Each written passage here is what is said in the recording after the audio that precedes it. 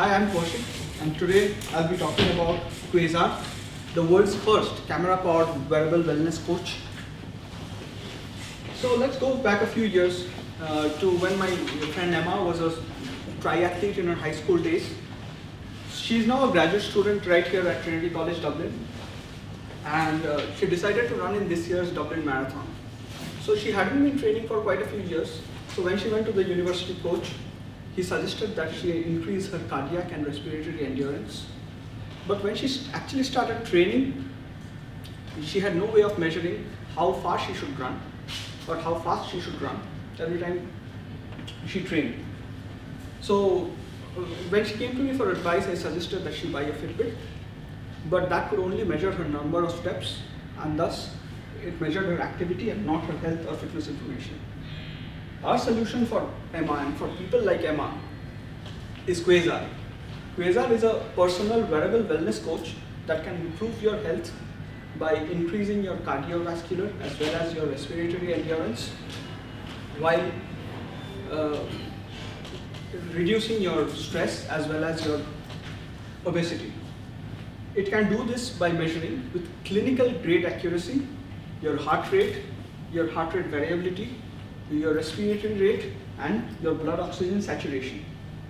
For example, in Emma's case, when she goes for a run, it measures her increase in heart rate as a function of her increase in running speed, and it uses that information to suggest via voice and haptic feedback what is the minimum speed at which she can achieve her maximum heart rate.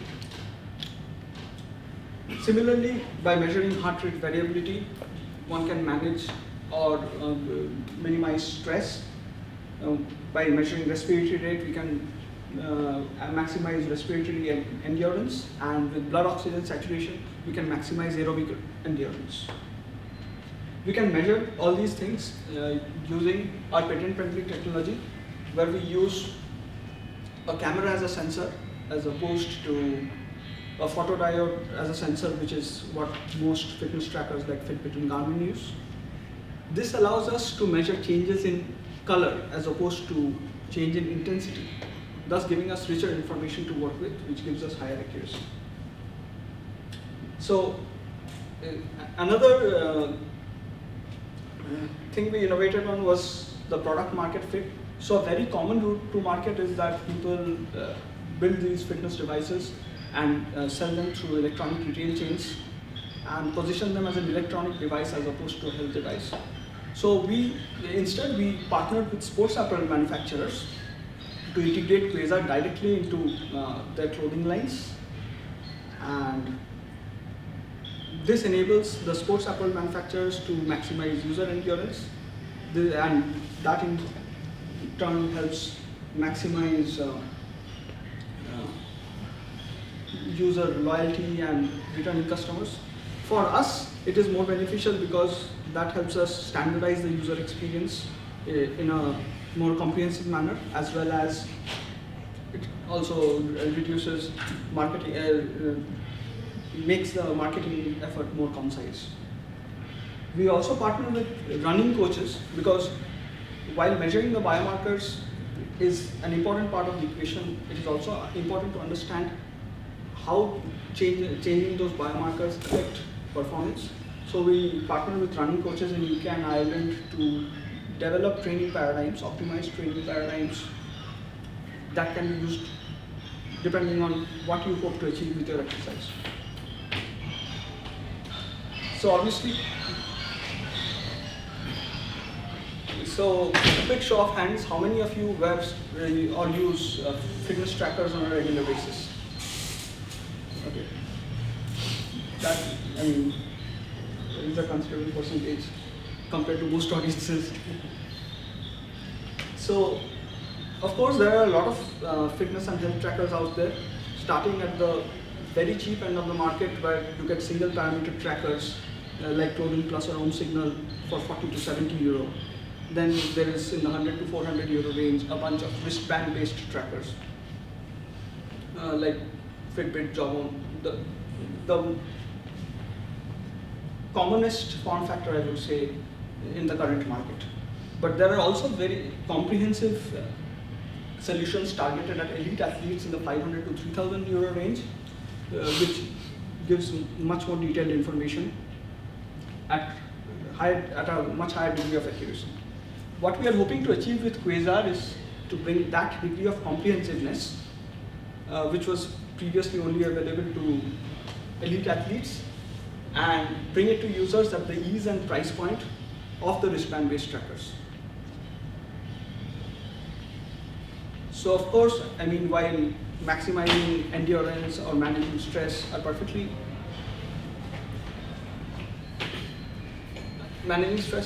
reasonable goals, they barely touch the surface of what QuasaR can potentially do. I mean, as is common knowledge, cardiovascular diseases and stress have a huge socio-economic impact, which can be severely mitigated by QuasaR and solutions like QuasaR. Also, there are other applications such as in the healthcare space, where QuasaR can be used for pre-op and post-operational recuperation.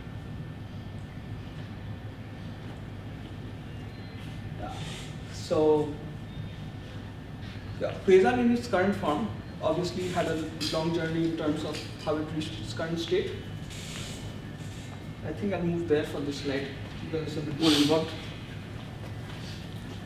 So we worked through several phases, each of which required a considerable period of time. So we initially started with phase 1, where we measured heart rate using our algorithm, where we put together components on breadboards and wired them together. We used it to test heart rate on just the two of us who were working on the project at that time, and it took us 6 months to get heart rate. And once we got heart rate, we shifted to phase 2, where we used the smartphone camera as a sensor. And with the smartphone camera, we created a cardboard enclosure to house the illumination system, and we measured heart rate and respiratory rate using the setup. That took another 4 to 5 months, and then we moved on to phase 3, where we were measuring heart rate, respiratory rate, and blood oxygen saturation. So how we could measure blood oxygen saturation is quite similar to how pulse oximeters work in its implementation. We introduced, along with the red LED we were already working with, we introduced an infrared LED, and we rapidly blinked them in sync with the camera using an Arduino-based control system. We tested that system on 30 people, and that took us another 6 months. Around this time, we moved to phase 4, which was a standalone Raspberry Pi based setup, because that gave us more control on both the camera as well as the illumination side of things. And we used the standalone prototype to measure heart rate, respiratory rate, blood oxygen saturation, and heart rate variability. So why we could now measure heart rate variability was that because we could optimize the system to a much greater extent, we could get each clean peak corresponding to a heartbeat, which gave us information about the peak-to-peak distance, which we could then use to measure heart rate variability. Now, all these phases we worked through, we were measuring these parameters at the fingertip. Now, in the real-world scenario, if we want people to use it while they are exercising, it is not possible to suggest that people wear a smart glove, and even if they do, there's too much movement and too much variation to result in a consistent experience. So in phase 5, we used the hardware paradigm of phase 4 and redid all those experiments for the thoracic region, and then we rebuilt the models for heart rate variability, respiratory rate, and blood oxygen saturation. For this, we had to play with the camera settings, the position of the system, the pressure applied to the system, and even the distance between the LEDs and the camera. Once we finalized the system at the test, we ran experiments on another 30 people, and then kind of locked in on on the capabilities of the device. Then we started miniaturing the device into a paradigm where we currently are, and where QuasaR is a standalone device that can be integrated with sports apparel. And parallelly, we are also organizing clinical grade studies with Generation 5 while we work further on miniaturizing and standardizing the product design and user experience. So once we had the device in a form where we could put it into the clothing, we also realized that we know nothing about clothing, sports clothing. And all of us come from bioengineering and electrical engineering and biomedical backgrounds. We also have clinical experience within the team, but none of us have apparel design experience. So we partnered with Orla Langman, who is a designer and a fashion designer who has been working with sports apparel for over 10 years now, and developed a paradigm where we can integrate QuasaR into a running t-shirt or a sports bra for a consistent user experience. That crystallizing that experience into a consistent fashion will probably take another few months for us to lock in, and we hope to be ready for the market by the end of this year probably. So none of this would have been possible without our great team. So Shaurya and I have been working on the core technology for over 5 years now. And Ash works on developing the hardware as well as liaising with the product development and industrial design consultants. We have Shubh is in charge of the business and also communicates with the sports apparel manufacturers to understand how we can best work with them. Chandana is in charge of regulatory affairs as well as testing QuasaR in a clinical setting. Janice helps Ash with the hardware design as well as the hardware iteration testing, while Mark and Pedro help Shubh in handling the business. Maeve helps Chandana with testing the product in clinical environments, and we have also been very lucky to have a stellar set of advisors outside the team. Dr. Robert Kelly is our clinical advisor, and he is also the head of cardiology at Beacon Hospital, who we are working with for clinical investigation and better and making our devices more accurate. And we also work with Dr. Banerjee, who advises us on technical and business aspects, and Fergus, who works with us on product development. So that's about it for today. I'd like your questions on anything regarding the product, the business, or the technology behind QuasaR. Thank you.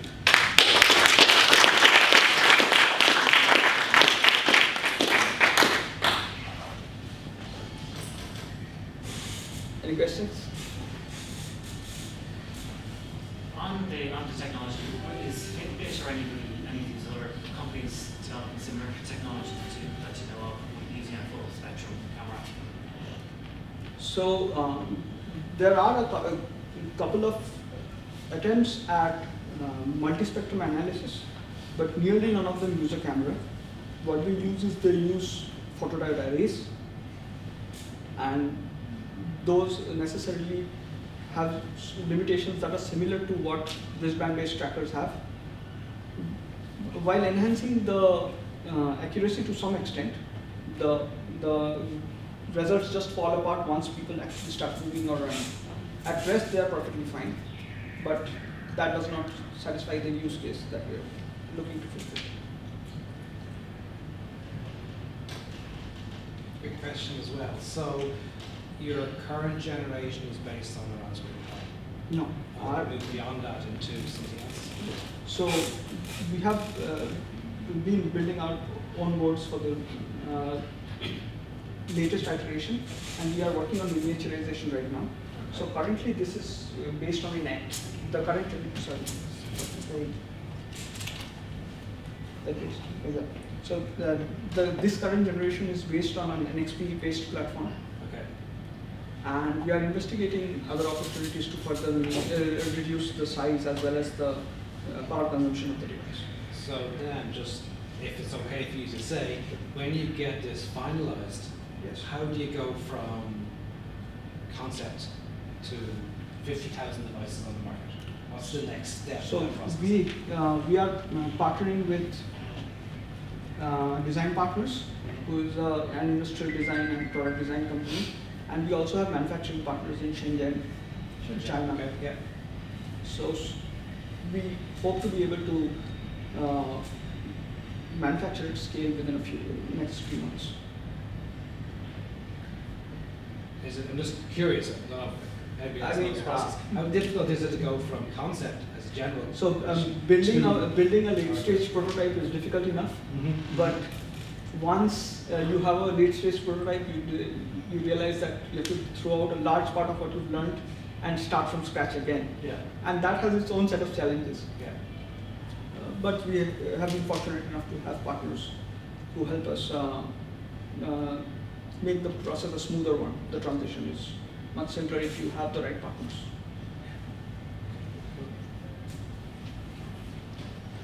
Hi.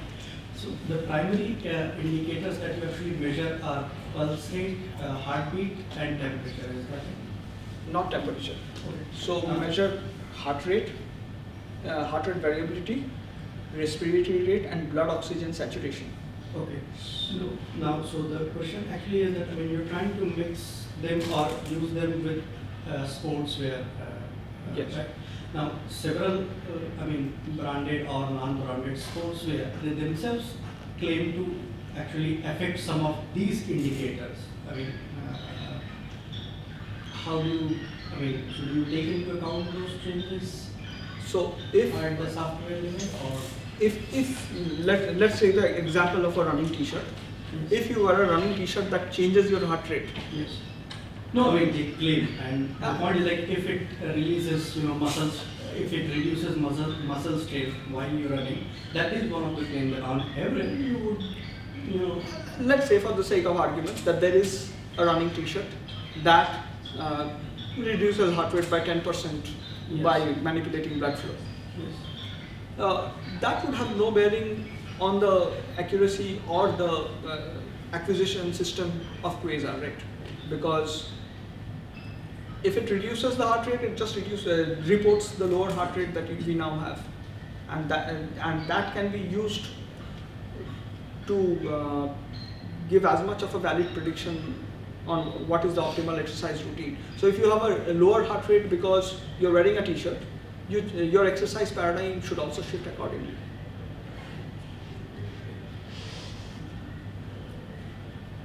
Did I answer your question? Let me think about it. Sure. Probably another business-related question. So you said you are working on that for 5 years already, or something like that. At the very early stages, let's say the generation 1 to generation 2 or 3, it took significant amount of time, something like 18 months or 2 years almost. You were working on that in bootstrapping mode, or you had some funding for that? Is there any early stage hardware prototype funding schemes or something like that? How did you work? So back when we were working on Gen 1 and Gen 2, we used to do consulting, biomedical software consulting projects to self-fund these.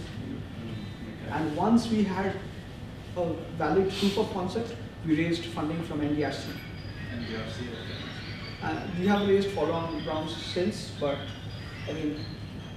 with hardware, fundraising at the early stages is very difficult because you do not know when you will start seeing results. So the easier way is to bootstrap until you have at least some proof of concept. with software, people often ask for MVP before they even put in money. With hardware, obviously, an MVP is not possible, especially in the biomedical space, which has a wide array of challenges. But it is possible to build a very, very, very early stage prototype that just shows what it can do. Not necessarily does it, but at least it can communicate to the potential investor or the potential partner what is the possibility of the device.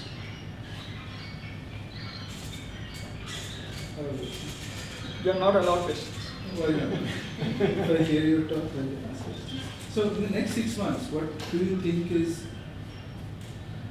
what are you really scared of in the development process in the next 6 months? What do you think will be the worst thing that can happen to the company from the development point of view?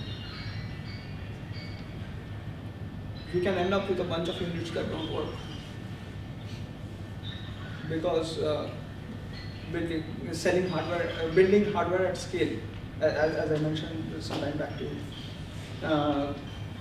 So when you build hardware at scale, the first couple of generations very often just don't work. The first few batches that come in from the manufacturer will have bugs that you did not account for.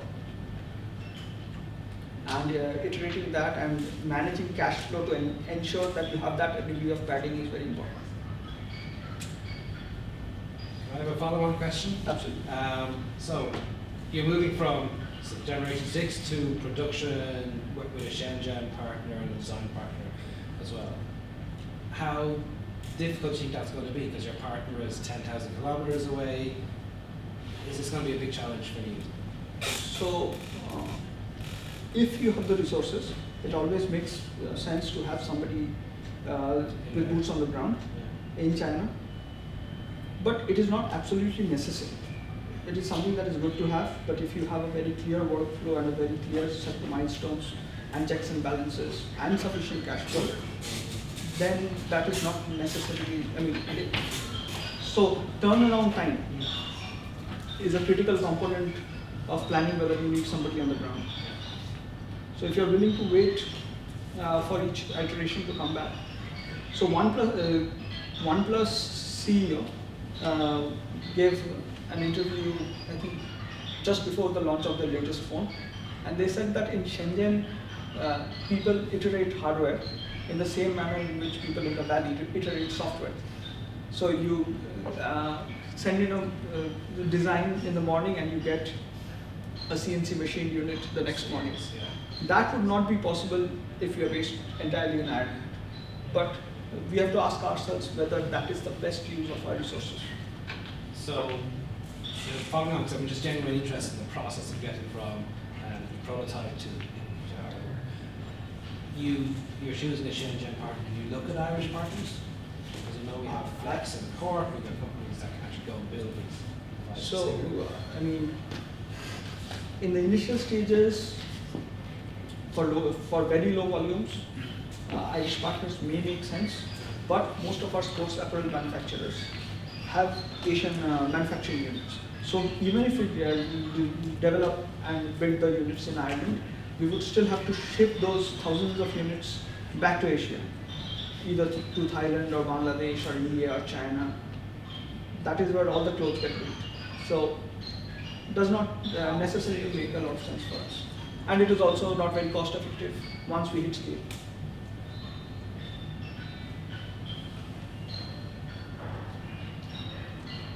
From a business point of view, so you guys are looking at B2B or also B2C?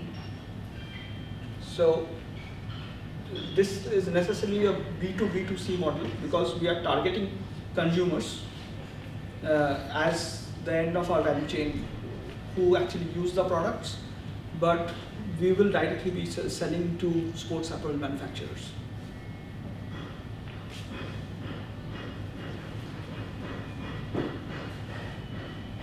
I think that's it. Yeah, just one question. More business. Do you plan on selling the item clothing and the QuasaR separately or combined from the outside? so they'll be combined from the outside. When you buy it from the store, Yeah. But given that it needs to be charged and it needs to be reasonably serviceable, and people may use several sets of identical clothing for 1 unit of QuasaR because they want to use it every day. There needs to be a standardized system in which QuasaR can be separated from the clothing. Any more questions? I'll be around at the end of the event if we can have a one-on-one.